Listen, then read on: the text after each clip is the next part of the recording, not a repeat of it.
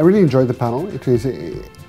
I am typically holed up in the very early stage of physical product innovation, medical device technologies, and it's rare for me in my daily ecosystem and the work that I do to actually engage with this kind of audience and this kind of panel, where we look at the entire industry of bioscience, a kind of 360 review, and understanding much clearer where sort of I fit in and where our companies fit in relative to early stage medical innovation.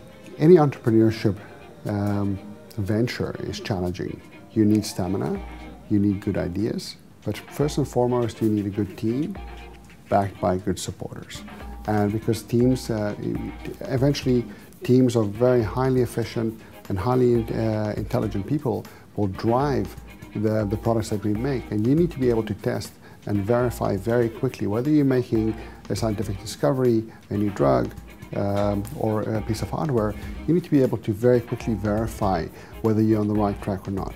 And so typically I would say always keep your ego in check, because if you've got to find a balance between making something great and believing in what you're doing, but as opposed to on the other side, just banging your head against a brick wall and just making a product for one. A very good example for us is we made this baby spoon.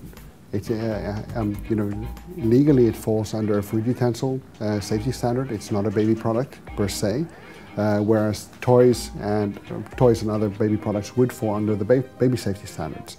So there's a higher level of regulation that informs the baby spoon. However, on a crowdfunding site Kickstarter, we were unable to raise money, and that would have been my platform of choice, because I just love that platform. I invest a lot of money into early stage ideas and products and art projects just to support friends and just entrepreneurs in general. But they wouldn't let us host this because they don't allow baby products because of liability risk. And it's a very blanket statement. We don't do baby products. On Indiegogo, we were allowed to do this, but Indiegogo has a much different following network.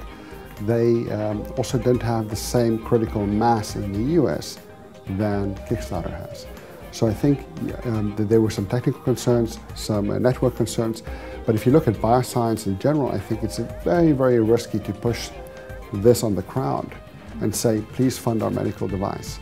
Because the crowd, you're going to hit a couple of different resistance points. Unless it's a crowd of scientists, when you're not going to have the crowd be able to vet what exactly it is that you're doing and whether it's relevant, and whether it's relevant at the scale that you can that they can fund you at a scale that you're able to produce and commercialize. And second, you have, as we heard tonight, bioscience and the evolution of medical device or drugs through the different stages of regulation and approval is fraught with many disappointment. And at consumer level, people are not ready for that level of say a 1 to 9 ratio of disappointment. Funding models will have to change for all aspects of the bioscience industry. And let me start that over. Funding models for the bioscience industry will have to change in all the different and various aspects and applications. I think there are major opportunities for investment and understanding investment in the connected medtech side or the 360 holistic side, where we would touch on consumer engagement and consumer compliance. I think there's also ways to access more patient capital that is aligned with longer term investment goals.